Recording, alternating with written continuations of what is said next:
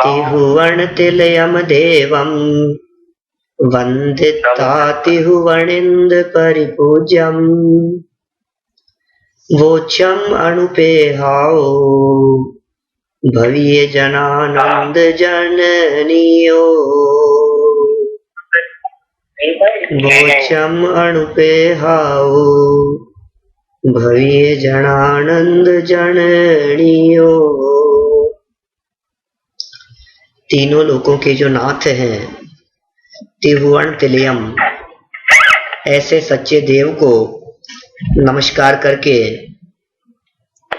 जो तीनों लोकों में पूज्य हैं, जो देवों के द्वारा भी पूज्य हैं, भवनवासियों के द्वारा पूज्य हैं, व्यंतरों के द्वारा पूज्य हैं, मनुष्य लोक में चक्रवर्ती आदि के माध्यम से पूज्य हैं और ऊर्ध्व लोक में वैमानिक देवों द्वारा पूज्य हैं। ऐसे तीनों लोकों में पूज्य देवादि देव को वंदन करके मैं इन 12 भावनाओं को कहूंगा जो कि भव्य जीवों को आनंद उत्पन्न करा देने वाली हैं। इस प्रकार की बात कार्तिकेय स्वामी ने अपने अनुप्रेक्षा नामक ग्रंथ में कही है। कार्तिकेय अनुप्रेक्षा 2000 वर्ष पहले लिखा गया स्वामी कार्तिकेय का एक बहुत महत्वपूर्ण ग्रंथ है, जिसमें 12 अनुप्रेक्षाओं की चर्चा की गई है। हम यहाँ आज 12 भावनाओं में से अनित्य भावना की चर्चा करेंगे। 10 लक्षण पर्व सन 2015 का यह प्रसंग है। हम यहाँ टोरंटो में मौजूद हैं। संजीव जी। हाँ जी। आप जयेंद्र, आप कौन सी भावना ले रहे हैं अभी?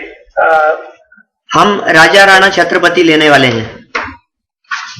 अच्छा, हम लोग ने ऐसा सोचा था कि आप कुंभनाचार्य वाली गाथा ले। तो मेरे पास में अवेलेबल नहीं है, आप मुझे बतलाइए। आज तो अनित्य भावना के बारे में चर्चा करता हूँ मैं, है ना? हाँ। मैं कॉमन लेता हूँ। अनित्य भावना का स्वरूप जगह जगह जैसा बतलाया है शास्त्रों में, उस चर्चा को लेते हुए फिर कल अशरण आदि भावनाओं की चर्चा करेंगे।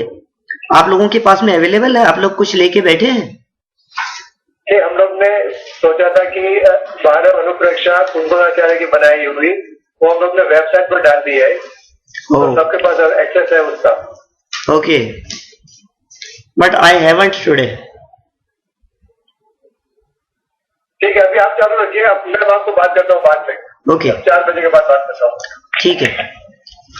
देखिए, 12 भावनाओं पर चर्चा करने के लिए मुझे जो मुमुक्षु ऑफ नॉर्थ अमेरिका की तरफ से निवेदन किया गया, और मैं इस चर्चा को यहाँ आप लोगों के सामने प्रस्तुत कर रहा हूँ। 10 लक्षण पर्व का ये प्रसंग है और हम यहाँ टोरंटो में मौजूद हैं, कनाडा में। बहुत से मुमुक्षु लोग इस चर्चा को सुन रहे होंगे। 12 भावनाएं क्या चीज है, इसका पता होना चाहिए हमारे को। 12 माने तो है 12, और भावनाएं माने चिंतन का विषय। शास्त्रों में 12 भावनाएं, इनके लिए 12 अनुप्रेक्षा शब्द का प्रयोग भी मिलता है। कार्तिकेय स्वामी ने भी अनुप्रेक्षा लिखी और आचार्य कुंद स्वामी ने भी वारस अणुवेखा नाम का एक ग्रंथ लिखा, वारस अणुवेखा के नाम से। वारस अणुवेखा, अणुवेखा माने अनुप्रेक्षा। अनुप्रेक्षा क्या चीज है? अनुप्रेक्षा माने भी होता है चिंतन। पिछले 2000 वर्षों से ये 12 भावनाएं बहुत विद्वानों ने लिखी है, बहुत आचार्यों ने लिखी है। 2000 वर्षों में सैकड़ों 12 भावनाएं हमारे पास में लिखी हुई उपलब्ध मिलती हैं। एक भावना शतक के नाम से तो पुस्तक भी प्रकाशित हुई है, माने जिसमें बहुत सी भावनाओं का संकलन है। शताधिक 12 भावनाएं हैं, जिनमें से मुख्य 12 भावनाओं की यदि मैं आपके सामने नाम लूं तो मैं ये कह सकता हूं सबसे प्राचीन उपलब्ध भावनाओं में कार्तिकेय नाम की भावना कार्तिकेय स्वामी द्वारा लिखी गई, जैसे कार्तिकेय अनुप्रेक्षा के नाम से कहा गया, 2000 साल पुरानी है ये भावना। वारसाणुवेक्षा जो आचार्य कुंद की कृति है, इसके बारे में विद्वान लोग कहते हैं कि शायद ये कुंद की कृति है, कुंदाचार्य की ही होनी चाहिए। इस अनुमान के आधार पर और विद्वानों के रिसर्च का विषय है, अनेक लोग इसे कुंद स्वामी की ही कृति मानते हैं, वारसाणुवेक्षा को। तो एक वो कृति है। इसके अतिरिक्त दिगंबर जैन समाज में जो भूधरदास जी की बारे भावना है वो बहुत ज्यादा प्रसिद्ध है। राजा राणा छत्रपति हाथिन के असवार, मरना सबको एक दिन अपनी अपनी बार, दल बल देवी देवता माता पिता परिवार, मरती बिरिया जीव को कोई न राखन हार, ये बारे भावना बहुत प्रसिद्ध है। इसके अतिरिक्त डॉक्टर भारिल साहब की भी बारे भावनाएं, अंजुलि जल सम जवानी क्षीण होती जा रही, प्रत्येक पल जर्जर जरा नजदीक आती जा रही, ये भी काफी प्रसिद्ध है। और यदि मैं बात करूं तो देवशास्त्र गुरु पूजन आदरणीय युगल जी साहब द्वारा लिखी गई, उस पूजन की जयमाला में भी उन्होंने प्रारंभ में बारे भावनाओं का चित्रण किया है। भव वन में जी भर घूम चुका, कण कण को जी भर भर देखा, मृग सम मृग तृष्णा के पीछे मुझको न मिली सुख की रेखा, ये तो मंगलाचरण किया। फिर कहा झूठे जग के सपने सारे, झूठी मन की सब आशाएं, तन जीवन यौवन अस्थिर है, क्षण भंगुर पल में मुरझाए। यहां से अनित्य भावना की उन्होंने शुरुआत की। इसके अतिरिक्त मंगतराज जी की बारे भावना, वो भी बारे भावना बहुत प्रसिद्ध है, काफी लोग उस बारे भावना का भी पाठ करते हैं। कहां गए चक्री जिन जीता भरत खंड सारा, कहां गए वे राम और लक्ष्मण जिन रावण मारा, ये बारे भावनाएं हैं उनकी, काफी बड़ी विशाल बारे भावना है। और इन सभी बारे भावनाओं के साथ में एक और बारे भावना जो प्रसिद्धि को प्राप्त है और लगभग 250 पौने 300 वर्ष पहले लिखी पंडित जयचंद जी छावड़ा साहब ने, वो बड़ी मार्मिक है वो भी।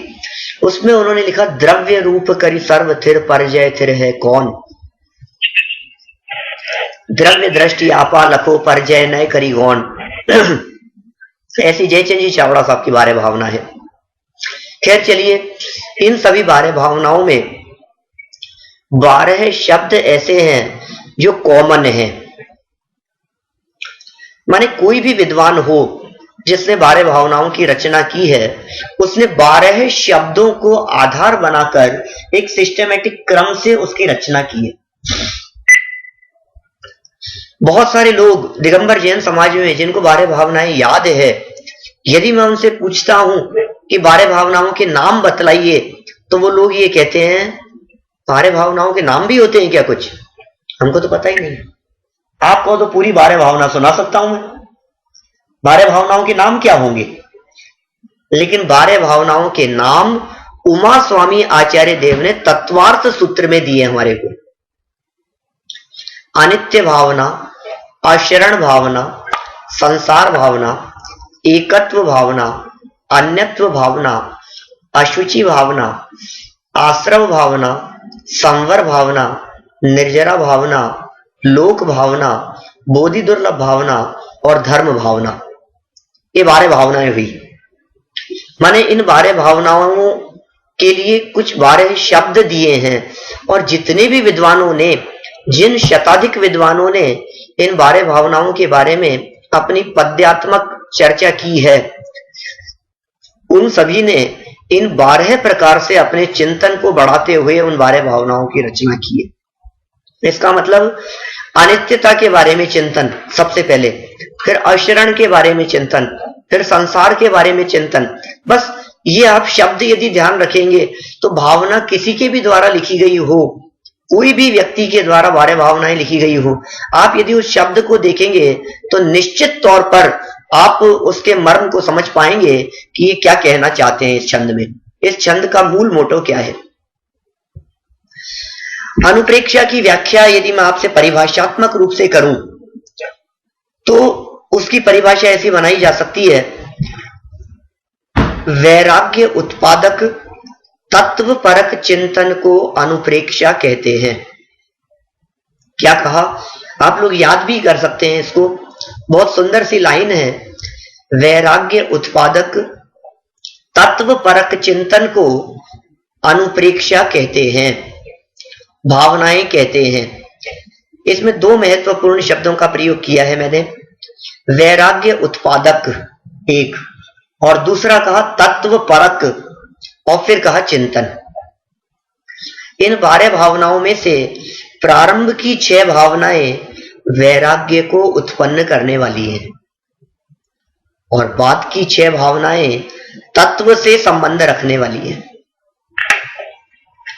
जो प्रारंभ की 6 भावनाएं वैराग्य से उत्पन्न रखने वाली हैं, उनका पाठ करने से वैराग्य उत्पन्न होता है, और बाद की 6 भावनाएं वस्तु स्वरूप से, तत्व से, आश्रव, संवर, निर्जरा, ये तत्व की बातें हैं, इस तत्व से संबंध रखने वाली है। इसलिए इन दोनों को मिला करके हमने एक वाक्य बना दिया, वैराग्य उत्पादक और तत्व परक चिंतन। इसका नाम है तत्व परक चिंतन, माने वैराग, ऐसा चिंतन जिस चिंतन से वैराग्य उत्पन्न हो, ऐसा चिंतन जिस चिंतन से सुख उत्पन्न हो, ऐसा चिंतन जो तत्व को लिए हुए चिंतन हो। समझ लीजिए आप, वो पूरा का पूरा चिंतन अनुप्रेक्षा के नाम से जाना जाएगा। जब हम 12 भावनाओं की चर्चा करते हैं, पहली भावना अनित्य भावना की चर्चा करते हैं, आश्चर्य, संसार आदि भावनाओं की चर्चा करते हैं, तो लोगों को रोना आने लगता है, लोगों की आंखों से आंसू बहते हैं। लोग कहते हैं अरे सब क्षण भंगुर है, सब नाशवान है, दुनिया में कोई किसी का नहीं है साहब, संसार में बहुत दुख है, कोई किसी का साथ नहीं देता है, सब स्वार्थी हैं। माने ऐसा कहकर के लोगों का चेहरा मुरझाता है। लेकिन मैं ऐसे सभी लोगों को ये कहना चाहूंगा कि ये 12 भावनाओं का चिंतन वैराग्य उत्पन्न करने वाला और सुख को उत्पन्न करने वाला है। ये 12 भावनाओं का चिंतन खेद उत्पन्न करने वाला नहीं है। यही बात कार्तिकेय स्वामी ने भी अपनी ग्रंथ के मंगलाचरण में कही, और यही बात 12 भावनाओं की चर्चा करते हुए पंडित दौलत राम जी साहब ने भी कही। दौलत राम जी की 12 भावना भी बहुत प्रसिद्ध भावना है, चैडाला की 5वीं ढाल में जिसमें उन्होंने प्रयोग किया है, चैडाला की 5वीं ढाल में। उसमें जो बात, मार्मिक बात कही है 12 भावनाओं की चर्चा शुरू करने के पहले, वो बात हम लोगों को समझ लेनी चाहिए। वो क्या कहते हैं वहां दौलत राम जी चैडाला की 5वीं ढाल में, मुनि सकल व्रती बड़ भागी, भव भोगन ते वैरागी, वैराग्य उपावन माई, चिन्हते अनुप्रेक्षा भाई, इन चिंतत सम सुख जागे। क्या कहा? इन चिंतत सम सुख जागे, जिमि ज्वलन पवन के लागे, तब ही जिए आत्म जाने, तब ही जिए शिव सुख ठाने। माने इन 12 भावनाओं का चिंतन करने से दौलत राम जी ये कहते हैं समता रूपी सुख उत्पन्न होता है। बोलो, आपको कष्ट लगता है? जगत के जीवों को 12 भावनाओं की चर्चा करते हुए कष्ट लगता है, परेशानी लगती है, पीड़ा लगती है, वेदना लगती है, बुरा लगता है, ओहो ऐसा लगता है, खेद खिन्नता होती है। दौलत राम जी कहते हैं चिंतन सही करो, क्योंकि ये द्वादश अनुप्रेक्षा चिंतन का नाम है। आपका चिंतन गड़बड़ होगा तो दुख उत्पन्न होगा, और वो कह रहे हैं 12 भावनाओं का चिंतन करने से तो सुख उत्पन्न होता है। तो तुम्हें सुख उत्पन्न हो रहा है या नहीं, ये बताओ। साहब हमें तो सुख उत्पन्न नहीं हो रहा है, तो इसका मतलब तुम्हारा 12 भावनाओं का चिंतन सही नहीं है। और अभी जो हमने मंगलाचरण किया आज इस चर्चा को शुरू करते समय, कार्तिकेय स्वामी का मंगलाचरण बोला हमने, उसमें उन्होंने कहा तिहुवण तिलयम देवम, 3 लोक के नाथ, तिहुवण तिलयम, तिलयम तिलक, देवम, और वंदिता तिहुवणिंद परिपूज्यम, जिनको तीनों लोगों के पूज्य व्यक्ति वंदना करते हैं, वंदन करते हैं। वो चम अणुपेहाओ, वो चम माने कहूंगा, अणुपेहाओ माने अनुप्रेक्षाओं को कहूंगा। कैसी है वे? भवीय जन आनंद जननियो, ऐसे शब्द दिए उन्होंने। भवीय जन आनंद जननियो, भव्य जीवों को आनंद प्रदान करने वाली है ये भावना। बोलिए। तिहुवण तिलयम देवम वंदिता तिहुवणेन्द्र परिपूज्यम वोचम अणुपेहाओ भवीय जनानंद जननियो। भवीय जन आनंद जननियो, भव्य जीवों के आनंद को जन्म देने वाली है ये 12 भावना। और आप कह रहे हो कि मेरे को चिंतन करने से कष्ट होता है, ये आपका चिंतन सम्यक चिंतन नहीं है, बराबर चिंतन नहीं है। ये बातें मैंने आपसे कही 12 भावनाओं के सामान्य स्वरूप के संदर्भ में, ये मैंने जनरल बात कही है अभी तक आपसे। अब मैं बात करना चाहता हूं इन 12 भावनाओं में से पहली भावना के बारे में। पहली भावना का नाम है अनित्य भावना। प्रश्न खड़ा होता है, सभी विद्वानों ने, सभी आचार्यों ने, जिन्होंने 12 भावनाओं की चर्चा की, सबसे पहले अनित्य भावना की चर्चा ही क्यों की? आखिर ऐसी क्या बात है कि सबसे पहले अनित्यता की ही चर्चा की गई? पता है, बहुत साइंटिफिक रीजन है इन 12 भावनाओं के संदर्भ में। बहुत क्रमिक विकास है इन 12 भावनाओं में। सबसे पहला नाम दिया अनित्य। अनित्य माने क्षणभंगुर, अनित्य माने नाशवान, अनित्य माने नष्ट हो जाने वाली। ये चिंतन क्यों दिया भैया ऐसा? क्षणभंगुरता का चिंतन क्यों दिया भैया ऐसा? ये चिंतन इसलिए कहा है, यह मनुष्य गति का जीव है। इसको जो संयोग प्राप्त हो गए हैं, एक बार इसे जो संयोग मिल जाएं, जो संयोग इसे प्राप्त हो जाएं, ये कहता है ये संयोग छूटने नहीं चाहिए। पत्नी मिल गई, बनी रहे। बेटा मिल गया, बना रहे। गाड़ी बंगला मोटर नौकर चाकर हैं, हमें ऐसे लगता है ये छूटे नहीं। हमारे सगे संबंधियों का साथ बना रहे, इनका वियोग नहीं हो कभी भी, ये छोड़ करके नहीं चले जाएं, ये मर नहीं जाएं, इनका वियोग नहीं हो जाए। जो चीज बाजार से खरीद करके लाते हैं, पहले कहते हैं भैया टिकेगी ना, ये ड्यूरेबल चाहिए, ड्यूरेबिलिटी कितनी है इसकी, ये चलती कितनी है। माने हर चीज में इस व्यक्ति का ये चिंतन चलता है, मुझे जो चाहिए वो परमानेंट चाहिए। तो आचार्यों ने इसकी इस मिथ्या मान्यता के ऊपर चोट मारते हुए सबसे पहले ये बात कह दी, अरे मूर्ख, तो सारे जगत के पदार्थों को स्थिर रखना चाहता है, तो संयोगों को, पदार्थों को बनाए रखना, टिकाए रखना चाहता है। दुनिया में कोई पदार्थ ऐसा नहीं है जो स्थिर हो, जो परमानेंट हो, जो टिका रह सके, क्योंकि प्रत्येक वस्तु अनित्य स्वभावी है। ये पहला चिंतन। अनित्य भावना के माध्यम से जगत की क्षणभंगुरता बतलाई, संयोगों की क्षणभंगुरता बतलाई। जो पदार्थ उत्पन्न होता है वो पदार्थ नियम से नाश होता है, ऐसा कहते हैं। कार्तिकेय स्वामी ने तो ऐसा कह दिया, जम किंचि विपन्नम तस् विनाशो हवेय नियमेन। क्या गजब बात कह दी। इस अनित्य भावना की चर्चा करते हुए पहली ही लाइन में अध्रुव अनित्य अनुप्रेक्षा की चर्चा करते हुए कहते हैं, जम किंचि विपन्नम, दुनिया में जो कुछ भी उत्पन्न होता है, जिस किसी का भी जन्म हुआ है, तस् विनाशो हवेय, उसका विनाश होता है, नियमेण, नियम से। जो प्रकट हुआ है उसका भाव होगा, जो पैदा हुआ है वो मरेगा, जो चीज बनी है वो बिगड़ेगी। दुनिया में कोई चीज ऐसी नहीं है जो बनी हो और नष्ट ना हो। बोलो, मंदिर बना है बिगड़ेगा, बच्चे का जन्म हुआ है मरेगा, गाड़ी बनी है खराब होगी, साधन सुविधाएं संयोग है, मकान बनते हैं, घर बार दुकान बिजनेस आदि होते हैं, शुरू होते हैं, अंत भी होगा। उत्पत्ति होती है तो विनाश भी होगा। ये सबसे पहला चिंतन दिया। इस चिंतन से लाभ क्या होना चाहिए? इस चिंतन के माध्यम से कहना क्या चाहते हैं? इस चिंतन के माध्यम से दिगंबर संत वीतरागी संत विद्वान गण ये कहना चाहते हैं कि आपकी परमानेंट बनाए रखने की भावना यदि नहीं होगी और आप यदि पहले से ही अपने आप को इस चीज के लिए तैयार रखेंगे कि ये वस्तु चले जाएगी, ये वस्तु छोड़ करके चले जाएगी, ये वस्तु परमानेंट नहीं है, तो फिर उसके चले जाने पर होने वाला कष्ट भी आपको नहीं होगा, क्योंकि आप पहले से ही तैयार हैं ऐसे चिंतन से कि ये वस्तु तो जाने ही वाली है। संयोगों का वियोग अवश्यम भावी है, नियम से होता है। इसका नाम है अनित्य भावना।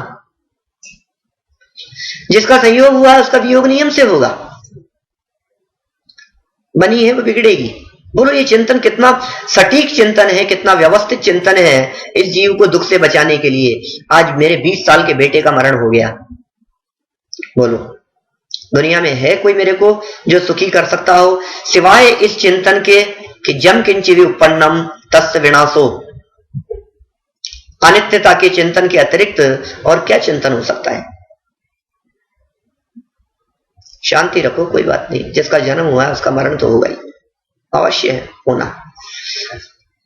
हस्बैंड वाइफ साथ में रहते हैं, जिस दिन शादी हुई नक्की है बिल्कुल कोई एक तो पहले जाएगा दोनों में से।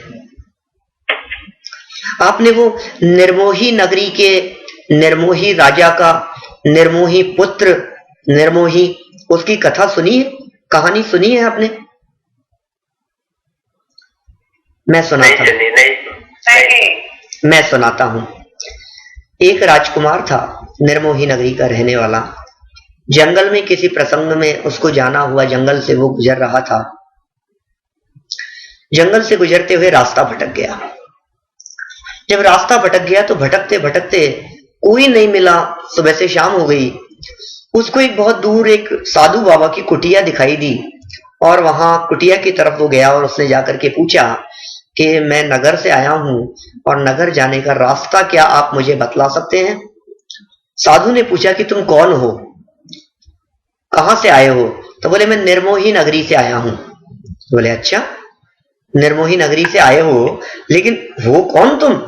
बोले मैं वहां के निर्मोही राजा का पुत्र निर्मोही हूं। साधु को बड़ा आश्चर्य हुआ। बोले क्या बात करते हो आप? क्या काल्पनिक बातें करते हो कि सच में ऐसा ही है? कि नहीं सच में ऐसा ही है, हमारे यहाँ तो ऐसी ही नगरी है और ऐसा ही स्वरूप है। तो बोले ठीक है तुम रात्रि यहाँ विश्राम करो और मैं आता हूं जांच करके और सुबह तुम्हारे को रास्ता बताऊंगा। ठीक है बेचारा क्या करता, रुक गया रात को वहां। साधु बाबा नगरी में गए तलाश करने के लिए, जांच करने के लिए। जैसे ही वे नगरी में गए और नगरी में जाते ही, नगरी में प्रवेश करते ही कुछ लोग जो इधर उधर घूम रहे थे उनसे उन्होंने कहा कि भैया तुम्हारे राजकुमार थे इस नगर के, वो जंगल में गए थे और उनको शेर फाड़ करके खा गया। ऐसा उन्होंने नगर के लोगों से कहा। तो नगर के लोगों ने कोई ऐसा खास रेस्पॉन्स नहीं दिया। उन्होंने कहा कोई बात नहीं महाराज जी, हो गया जो हो गया होगा। बहुत इजी गोइंग उन्होंने उस बात को लिया। बड़ा आश्चर्य हुआ यार इनको। फिर ऐसा लगा कि हो सकता है नगर वाले हैं, नहीं जानते होंगे और राजकुमार से स्नेह नहीं होगा। चलो मुझे कोई बात नहीं, महल की तरफ चलना चाहिए। महल की तरफ वे जा रहे थे तो वहां कुछ दासी फूल वूल तोड़ करके इधर उधर लेकर के जा रही थी। उसके हाथ में फ्लावर्स थे और वो जा रही थी। दासियां इधर उधर घूम रही थी। उन्होंने दासियों से कहा कि आपके नगर के राजकुमार वे राजकुमार जंगल में गए थे और वहां शेर ने उनको फाड़ करके खा गया है और उनका मरण हो गया है।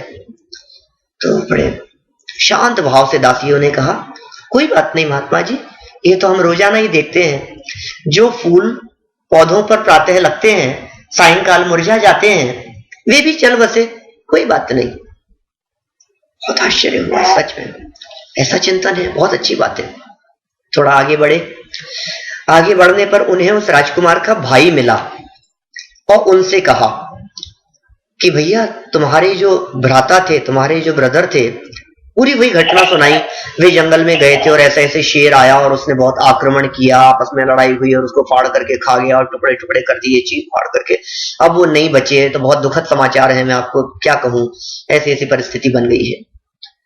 तो पता है क्या कहा उनके भ्राता ने जवाब दिया, अरे महात्मा जी, आप क्यों आकुलित हो रहे हैं? एक वृक्ष के ऊपर 2 आम लगे थे, एक आम गिर गया और गिरने वाला आम दूसरे आम को कह रहा है कि थोड़े समय में तुझे भी गिर जाना है। बहुत आश्चर्य हुआ महात्मा जी को, सच में ऐसे भी होते हैं लोग। लेकिन सोचा, अरे भाई, ये तो भाई हैं, भाई भाई में कहां बनती है आपस में, कौन चाहता है किसको? कोई बात नहीं, एक काम करते हैं, हमें उनके पिता के पास में चलना चाहिए। पिता के पास में गए या पत्नी के पास में चलते हैं, क्योंकि वो थोड़ी सी संवेदनशील होती है। और पत्नी को जाकर के उन्होंने कथा सुनाई कि तुम विधवा हो गई, तुम्हारा पति मर गया, ऐसा हो गया, ऐसा हो गया। बहुत बहुत विचलित होकर के ये बात कही। पत्नी ने भी इतना प्यारा जवाब दिया कि महात्मा जी, जिस दिन हमारी शादी हुई थी उस दिन ये नक्की था कि 2 में से एक को पहले चला जाना है। आज पहले वो चले गए, हो सकता है पहले मैं चले जाती, जब जिसका नंबर आ जाए। कैसा चिंतन होता है, सोचिए आप। पिता के पास जाकर के बात कही तो पिता ने भी इसी तरह की बात कही कि जिस दिन मैंने पहले दिन गोद में लिया था, उस दिन से उसकी आयु प्रति क्षण हाथ की अंजुली के समान क्षीण होती जा रही थी। आज वो पूरी हो गई है।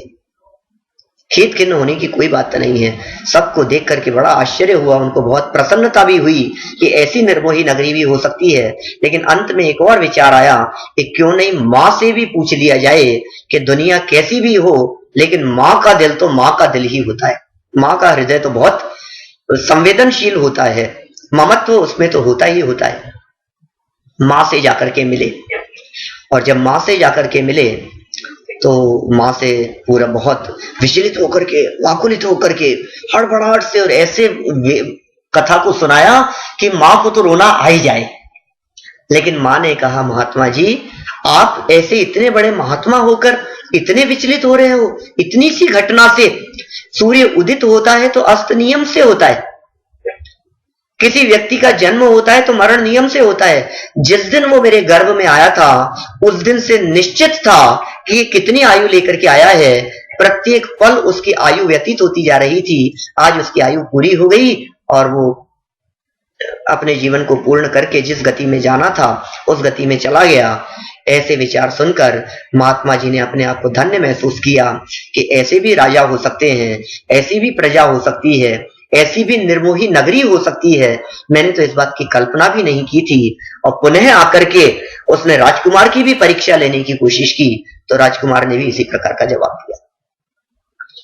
जो राजकुमार को जंगल में छोड़ करके आए थे उससे आकर के कहा कि मैं अभी शहर से आ रहा हूं, नगर से आ रहा हूं, नगर में आग लग गई है और आग महल से शुरू हुई है, तुम्हारे सगे संबंधी परिवारजन सभी नष्ट हो गए हैं, मर गए हैं, कोई नहीं बचा है।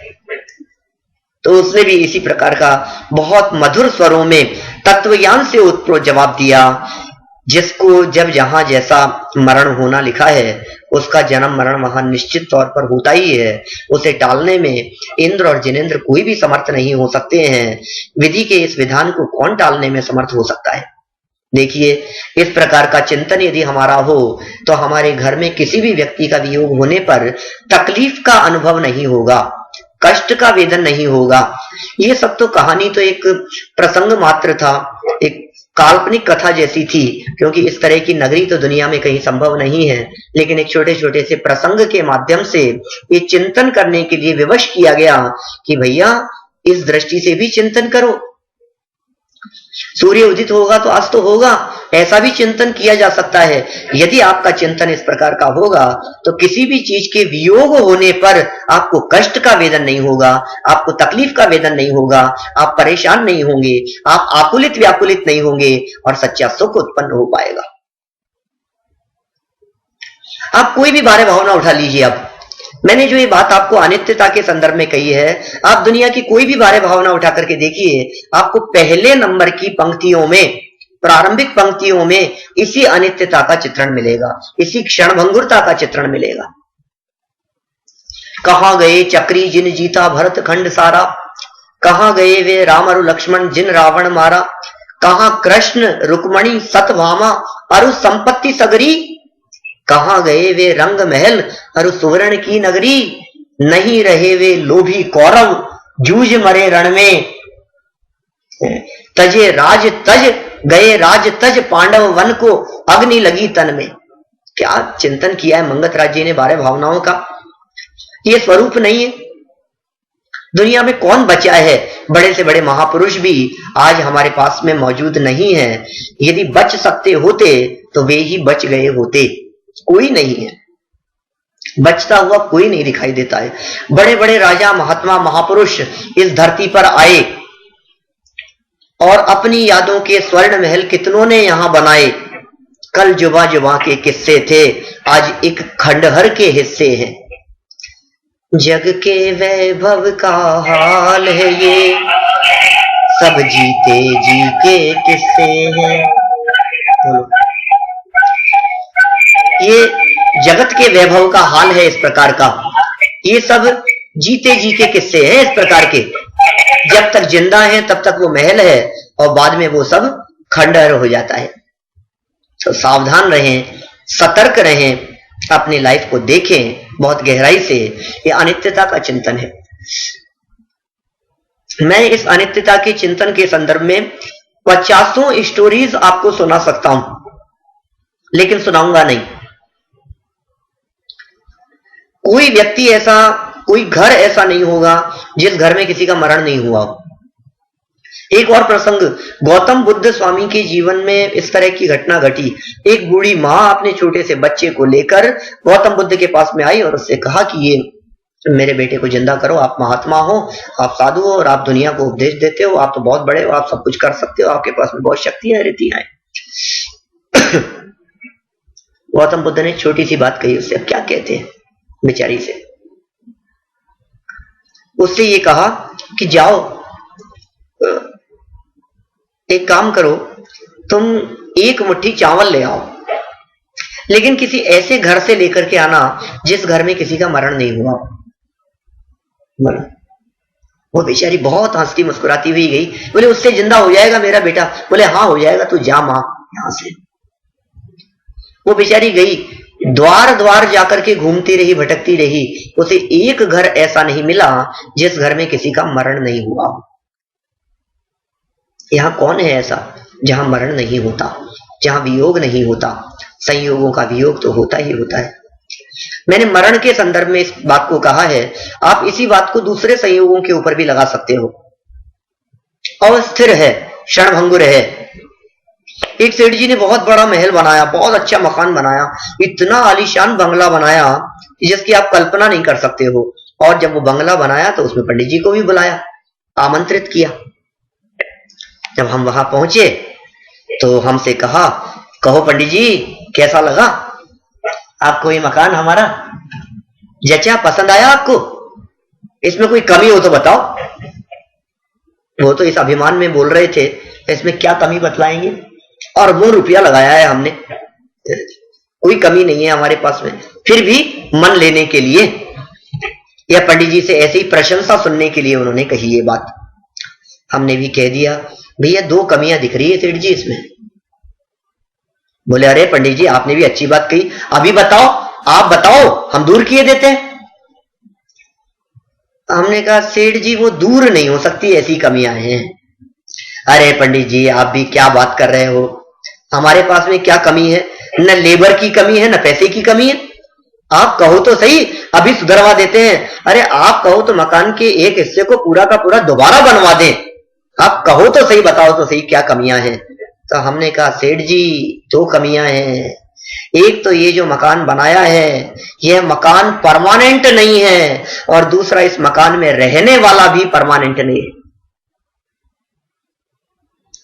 सेठ जी एकदम अचंभित हो गए, क्या बात कह रहे हो, बात तो सच्ची है। ये मकान परमानेंट नहीं है, मकान में रहने वाला परमानेंट नहीं है। इसलिए सच ही कहा है कि ये जीव अपनी टेम्परेरी लाइफ में हर चीज परमानेंट चाहता है। लाइफ ही टेम्परेरी है तेरी, कितने से समय के लिए आया है तू, परमानेंट चाहता है। क्या परमानेंसी की बात सोचता है? इसलिए ये चिंतन ठीक नहीं है। 12 भावनाओं के संदर्भ में ऐसा ही चिंतन होना चाहिए कि सब क्षण भंगुर हैं, सब नाशवान हैं, सब विनाशिक है, अनादिकाल से इस जीव की जो पदार्थों को स्थिर रखने की मान्यता थी, उस मान्यता के ऊपर सर्वप्रथम चोट डाली गई संतों के माध्यम से, विद्वानों के माध्यम से, जिससे इसकी विपरीत मान्यता धराशाही हो जाए, टूट जाए, खंड खंड हो जाए। ठीक है, बात समझ में आती है। एक मार्मिक बात, इस अनित्य भावना के संदर्भ में जो विशेष प्रयोग मिलता है जयचंद जी छाबड़ा साहब की बारे भावना में, और भी प्राचीन बारे भावनाओं में मिलता होगा, लेकिन उपलब्ध बारे भावनाओं में जब हम कभी देखते हैं तो 250 साल पहले जयचंद जी छाबड़ा साहब ने जो बारे भावना लिखी, उसमें बड़ा गजब कर दिया, कमाल कर दिया। अभी लूंगा मैं उसको। उससे पहले दो पंक्तियां, जो प्रसिद्ध पंक्तियां हैं, उसका अर्थ करता हूं राजा राणा छत्रपति का। सबको याद होगी, हमारे इंडिया में तो दिगंबर जैन समाज में बच्चे बच्चे के जवान पर ये राजा राणा छत्रपति बारे भावना याद है, इतनी प्रसिद्ध बारे भावना है। हाँ जी, हाँ जी। अमेरिका में भी याद होगी सबको। दो लाइनें बोलते हैं अपन, उसका अर्थ करेंगे, फिर जयचंद जी छाबड़ा साहब की बारे भावना में जो मर्म है, उस मर्म को समझाऊंगा मैं अनित्य भावना के संदर्भ में। राजा राणा छत्रपति हाथिन के असवार, मरना सबको एक दिन, अपनी अपनी बार, जगत में अपनी अपनी बार। कौन? राजा, महाराणा, छत्रपति, छत्र जिनके माथे पर हो, चक्रवर्ती हो, हाथियों के ऊपर जिनकी सवारी चला करती हो, राजा राणा छत्रपति, हाथिन के असवार, और मरना सबको एक दिन, सबको एक न एक दिन मरना है। इतनी बात सुनकर के सामने वाला व्यक्ति कहता है, अरे प्रभु, ऐसा भी कोई डे है, जजमेंट डे जैसा? सन 2011 में आपके न्यूयॉर्क, न्यू जर्सी में एक दिन की घोषणा के बारे में काफी प्रचार प्रसार हुआ, जजमेंट डे करके उसे पुकारा गया। आपको ध्यान है 2011 में हमारे पास तो न्यूज़पेपर्स के अंदर काफी उसके चर्चे थे बहुत, और ये कहा गया कि वो बाइबल की किसी लाइन के आधार पर कि ये लास्ट डे है इस धरती का, और धरती खत्म होने वाली है, ये सृष्टि खत्म होने वाली है, अब दुनिया में कोई नहीं बचेगा। और इस तरह की टी शर्ट बनाई गई, इस तरह के पोस्टर बनाए गए। न्यूयॉर्क की घटना बतला रहा हूं मैं, आपके ही अमेरिका की, 4 साल पहले की बात। तो ऐसा कोई दिन है कि मरना सबको एक दिन सब खत्म हो जाएगा, प्रलय आ जाएगी? अरे नहीं भाई, एक ही दिन सब मरेंगे ऐसा नहीं है, एक ना एक दिन मरेंगे। क्योंकि आगे वाले शब्दों की तरफ ध्यान दीजिए, अपनी अपनी बार। ये कहते हैं जब जिसकी बारी आएगी, जब जिसका नंबर आएगा, जब जिसका टर्न आएगा, उस समय उस व्यक्ति को चले जाना है। बस ऐसा चिंतन कहा गया। ये सारी जितनी अपन ने अभी तक चर्चा की है, यह सब अनित्यता के संदर्भ में चिंतन किया है। लेकिन भाई, जब वस्तु स्वरूप को देखते हैं तो वस्तु में जितना प्रबल, जितना बलवान अनित्य पक्ष दिखाई देता है, उतना ही बलवान वस्तु में एक नित्य पक्ष भी है। अनित्यता जितनी महत्वपूर्ण है वस्तु स्वरूप के चिंतन के लिए, नित्यता भी उतनी ही आवश्यक है। और यह सोचते हुए पंडित जयचंद जी छाबड़ा साहब ने अनित्यता के साथ साथ नित्यता की भी चर्चा की, अनेकांतात्मक चिंतन प्रस्तुत किया। उनकी बारे भावना में वे कहते हैं, 2 पंक्तियां, द्रव्य रूप करी सर्व थिर, और पर्याय थिर है कौन? कितना सुंदर, बहुत सरल 2 लाइनों में क्या कहा जा सकता था। द्रव्य रूप करी सर्व थिर, सब स्थिर हैं द्रव्य रूप से देखो तो, और पर्याय थिर है कौन? पर्याय अपेक्षा से देखो तो क्या स्थिर है? सब क्षणिक है, नाशवान है। इसलिए द्रव्य दृष्टि आपा लखो, पर्याय नए करी गौण। इसलिए अपने आप को द्रव्य दृष्टि से देखो, पर्याय अपेक्षा को गौण करके। ये इनकी बारे भावना की पहली भावना है, अनित्य भावना। मजा आया सुनकर? द्रव्य रूप करी सर्व थिर, पर्याय थिर है कौन? और द्रव्य दृष्टि आपा लखो, परिजय नय करी गौण। द्रव्य रूप से अपने आप को देखो, स्थिर देखो, तो मैं ध्रुव हूं, मैं अविनाशी हूं, मैं परमानेंट हूं, मैं अनादि अनंत हूं, मैं शाश्वत हूं, मुझे मारने की ताकत किसी में नहीं है। अरे मेरा मरण होता ही नहीं है। क्यों नहीं होता है? क्योंकि मेरा जन्म भी नहीं हुआ है। जिसका जन्म होता है उसका मरण नियम से होता है, लेकिन जिसका जन्म नहीं होता उसका मरण भी नहीं होता। जिसका जन्म ही नहीं है उसका मरण कैसे होगा? नवी उपज्जयी नवी मरई, योगेंद्र देव कहते हैं ऐसा, नवी उपज्जयी नवी मरई, बंधो न मोक्ष करे। न उत्पन्न होता है, न मरता है, न बंध होता है, न मोक्ष होता है। अरे मुझे मुक्ति भी नहीं चाहिए, क्योंकि मैं तो मुक्त हूं, मुक्त हूं मुझे मुक्ति की दरकार नहीं है। मुक्त स्वभावी हूं मैं त्रिकाल मुक्त हूं, अनादि अनंत हूं, मैं ध्रुव हूं, मैं परम पारिणामिक भाव स्वरूप हूं, मैं ज्ञायक भाव स्वरूप हूं। ऐसी ध्रुवता की जब तक बात अपने हृदय में न आवे। और जयचंद जी साहब कहते हैं, हमारे जयपुर के ही विद्वान हैं, हमारे मंदिर के करता धरता रहे हुए, कार्यस्थली रही जिस मंदिर में हम वहां प्रतिदिन जाते हैं, स्वाध्याय होता है हमारा, उसी मंदिर में टोडरमल जी के शिष्यों में नाम है उनका, जयचंद जी छावड़ा साहब का। कितनी मार्मिक बात कहते हैं, द्रव्य दृष्टि आपा लखो। द्रव्य दृष्टि से देखो आप अपने आप को, और परिजय नए करी गौण, और पर्याय अपेक्षाओं को गौण करके देखो। बहुत गजब मार्मिक चिंतन प्रस्तुत किया। मैं और यदि आपको इसी संदर्भ में और विशेष बात यदि कहूं, इस द्रव्य पर्यायात्मक चिंतन के संदर्भ में, अनित्य भावना के संदर्भ में, तो मैं कह सकता हूं कि प्रत्येक वस्तु द्रव्य पर्यायात्मक है। हर वस्तु द्रव्य पर्यायात्मक है। द्रव्य और पर्याय, प्रत्येक वस्तु ऐसी है। द्रव्य दृष्टि से वस्तु नित्य है और पर्याय दृष्टि से वस्तु अनित्य है। ये दोनों ही पहलू, ये दोनों ही फैक्टर, ये दोनों ही अपेक्षाएं हमारे जीवन में सुख उत्पन्न करने वाली है, आनंद उत्पन्न करने वाली है। इन दोनों प्रकार का चिंतन, माने नित्यता का भी और अनित्यता का भी, माने ये जो वस्तु स्वरूप है नित्य अनित्यात्मक, ये पूरा का पूरा वस्तु स्वरूप मेरे हित में है। ये पूरा वस्तु स्वरूप मेरे फेवर में है। आप कहेंगे साहब कैसे कैसे मेरे फेवर में है?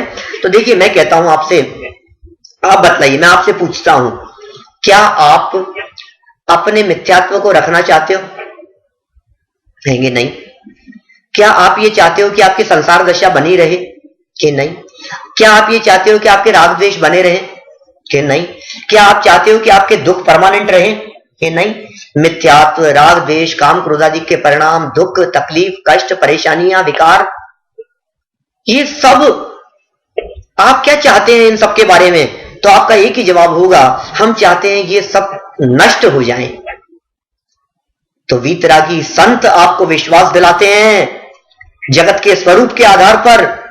वो ये कहते हैं कि तू चिंता मत कर, ये सब अनित्य हैं, ये सब नाशवान हैं। जिनको तू नाश करना चाहता है उनका अवश्य ही नाश होगा ही होगा।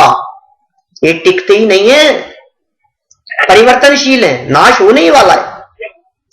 अब मैं दूसरी चीज के बारे में पूछूं यदि आपसे, क्या आप ये चाहते हैं कि आप में अनंत गुण, अनंत धर्म, अनंत शक्तियां, ज्ञान आदि अनंत गुण, दर्शन, जीवत्व शक्ति, चिति शक्ति आदि ये सब बने रहे? कहेंगे हाँ हाँ क्यों नहीं।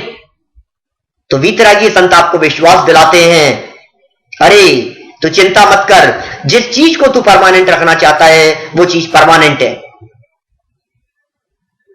जिन शक्तियों को तुम बनाए रखना चाहते हो वे परमानेंट है। जिस स्वभाव को तू स्थिर रखना चाहता है वो स्थिर है, जिसको तू नाश करना चाहता है वो अस्थिर है। ये वस्तु स्वरूप है। जिनको आप नष्ट करना चाहते हो उनका स्वभाव ही नष्ट हो जाना है, जिनको आप बनाए रखना चाहते हो उनका स्वरूप ही बने रहना है। क्या वस्तु स्वरूप है, सोचो आप। कैसा गजब का चिंतन हो सकता है। ये सोचने का एक नजरिया है। द्रव्य रूप से यदि मैं अपने आप को देखता हूं तो मैं परमानेंट हूं, दुनिया की कोई ताकत मुझे मार नहीं सकती। और पर्याय अपेक्षा से यदि मैं देखता हूं तो मुझे मरने से कोई बचा नहीं सकता। यदि मैं अपने आप को युवा मानता हूं तो 10-15 साल बाद में, 20 साल बाद में मुझे मरने से कोई नहीं रोक सकता है। क्यों? क्योंकि युवापन तो मर जाएगा, कितने साल रहेगा। यदि मैं अपने आप को बालक मानता हूं तो बालक दशा परमानेंट नहीं है। यदि मैं अपने आप को समझ लीजिए वृद्ध मानता हूं तो वृद्ध अवस्था भी परमानेंट नहीं है। लेकिन यदि मैं अपने आप को त्रिकाली मानता हूं तो वो परमानेंट है। ऐसा चिंतन होना चाहिए। बस ये 12 भावनाओं का चिंतन वैराग्य उत्पन्न करने वाला, सुख उत्पन्न करने वाला है। आप यदि इन 12 भावनाओं का इस प्रकार से चिंतन करेंगे, आप निश्चित रूप से पाएंगे कि हमारा 12 भावनाओं का चिंतन करना सार्थक हो गया है और आप पाएंगे कि जीवन में सच्चे सुख का संचार हो गया है। जीवन में परमानेंट सुख, जीवन में सच्चा सुख, जीवन में वास्तविक सुख यदि प्रकट करने का कोई उपाय है तो वो उपाय है इन 12 भावनाओं का चिंतन करना। इसलिए आचार्यों ने तो ऐसा कह दिया कि इन 12 भावनाओं का चिंतन करने मात्र से समता रूपी सुख उत्पन्न होता है। आपको उत्पन्न हुआ कि नहीं हुआ आपकी आप जाने, लेकिन आचार्य तो ये कहना चाहते हैं उत्पन्न होना ही चाहिए, सुख उत्पन्न होना चाहिए।